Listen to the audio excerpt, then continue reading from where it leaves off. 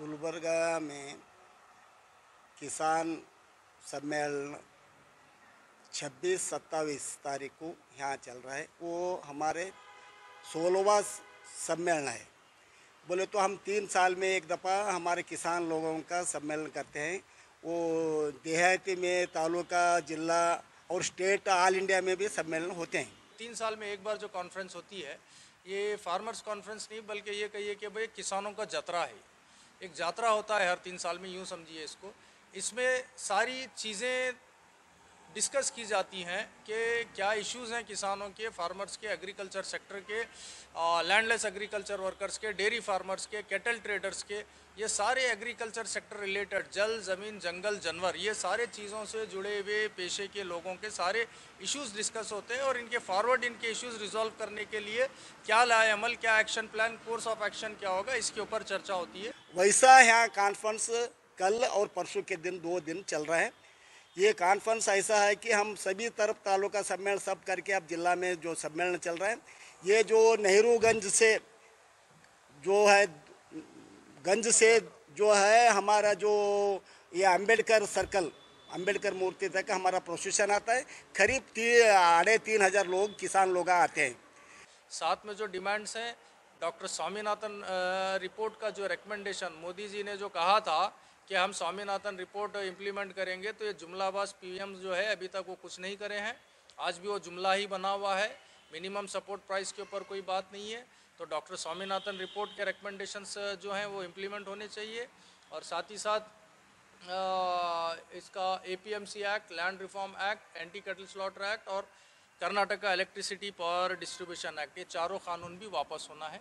ये डिमांड के साथ हमारी कॉन्फ्रेंस रहेगी। जो आता है वहाँ जो हमारा स्टेट लीडर जो है भैया रेड्डी बोल के हमारे राज्य के किसान सभा के अध्यक्ष हैं, और सेक्रेटरी यू बसवराज है, वो जो है बहिरंग सभा का जो एड्रेस करते हैं।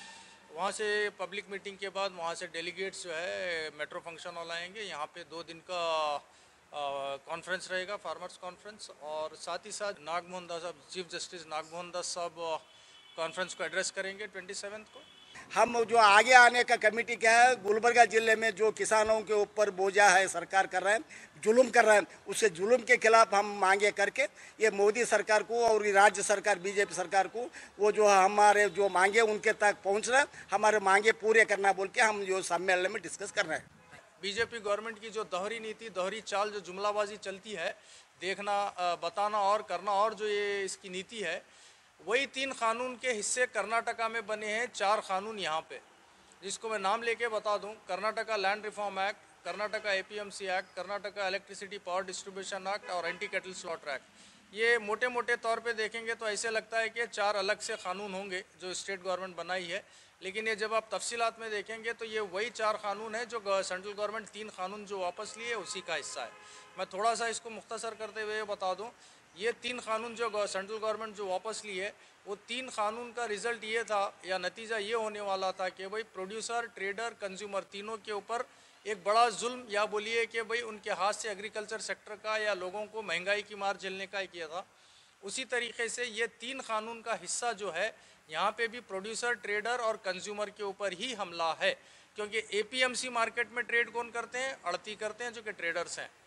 लैंड रिफॉर्म एक्ट से किसको इम्पैक्ट होगा? किसानों को होगा, क्योंकि लैंड रिफॉर्म एक्ट जो अभी कर्नाटका गवर्नमेंट बनाई है, बीजेपी गवर्नमेंट जो बनाई है, ये लैंड रिफॉर्म एक्ट 2014 का लैंड एक्विजिशन एक्ट को नल एंड वाइड करता है। क्योंकि 2014 के अकॉर्डिंगली लैंड एक्विजिशन करती है कंपनी तो उसको 4 टाइम्स ऑफ मार्केट वैल्यू देना है। लेकिन अभी जो बीजेपी गवर्नमेंट जो एक टेक्निकल टर्मिनोलॉजी जो चेंज करी है, इसमें कॉम्पिटिटिव प्राइसिंग करके देखिए, इसको जो है लैंड रिफॉर्म एक्ट को मॉडिफाई करके किसानों को नुकसान कर रही है। और जो इसमें Karnataka electricity power distribution act, जैसे अभी कुछ दिन पहले जो है एडिशनल चीफ सेक्रेटरी कर्नाटका जो है, उनका स्टेटमेंट है कि there will be very soon prepaid meters, smart meters. Smart meter, prepaid meter का तो आप समझ सकते हैं, जैसे मोबाइल फ़ोन प्रीपेड होगा, आप इस्तेमाल करने से पहले पैसे भरना है।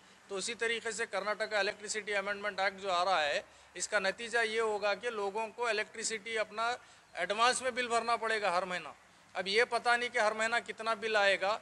उस हिसाब से आप सोचिए कि भाई सैटरडे के दिन आपका अगर रिचार्ज ख़त्म होता है तो 2 दिन अंधेरे में रहेंगे। फिर तो इस तरीके से तीसरा कानून है एंटी कैटल स्लॉटर एक्ट का जो हम बात कर रहे हैं। एंटी कैटल स्लॉटर एक्ट देखिए, बीजेपी गवर्नमेंट खुद जो है मीट एक्सपोर्ट करती है, beef, large scale beef, almost world के टॉप बीफ एक्सपोर्टर्स में है, लेकिन यहाँ पे किसानों को कैटल ट्रेड से रोका जा रहा है।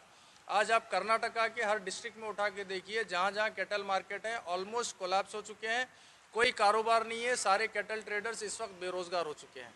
और डेयरी फार्मर्स ये हालत में है, अगर उनकी गाय भैंस दूध देना बंद करे तो उसको संभालेंगे कैसे?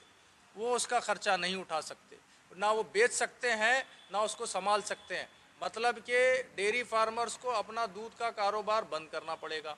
और किसानों को यही नहीं, इसके फाइनेंशियल इम्पैक्ट्स इतने लॉन्ग टर्म तक हो रहे हैं कि कई फार्मर्स आज अपना गांव छोड़कर शहर के तरफ रोजगार के लिए आने के लिए मजबूर हैं। Mass exodus of farmers from villages to cities, urbanisation, जो रैपिड अर्बनाइजेशन जो बोल रहे हैं, ये बहुत सारे ऐसे फैक्टर्स हैं। ये सारे इश्यूज़ के ऊपर इसके ऊपर चर्चा होगी, 2 दिन कॉन्फ्रेंस इसी पे होगी। तो हम यही कहते हैं कि बीजेपी गवर्नमेंट की जो जुमलाबाजी जो चल रही है, ये एग्रीकल्चर प्राइवेटाइजेशन की तरफ जाके कर्नाटका के किसानों को, कंपनियों को गुलाम बनाकर सारा अनाज, खान पान कॉरपोरेट कंपनियों के हाथ में देकर जनता को महंगाई की मार या कंपनीज़ के आगे मजबूर करने की ये जो नीति लाई है, ये वापस होना है। इसी के मुद्दे को लेके कॉन्फ्रेंस भी रहेगी।